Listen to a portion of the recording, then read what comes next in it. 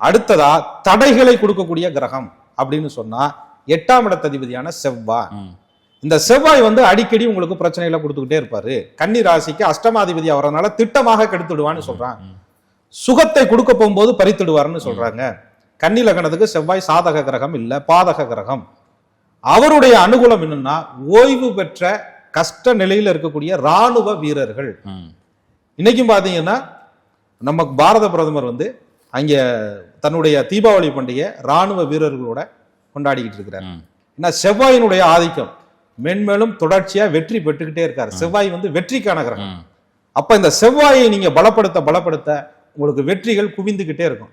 அப்ப ஓய்வு பெற்ற ராணுவ வீரர்கள், விடிய விடிய முழித்து பணிபுரியக்கூடிய செக்யூரிட்டி தொழிலில் இருக்கக்கூடிய காவலர்கள், என்னைக்காவது ஒரு நாளைக்கு அவர் முகத்தை நேருக்கு நேரா பார்த்து இந்த காசை வச்சுக்கோங்க, இந்த உடைகளை உடுத்திக்கங்க அப்படிங்கிற விஷயத்த அவங்களுக்கு செய்யணும்.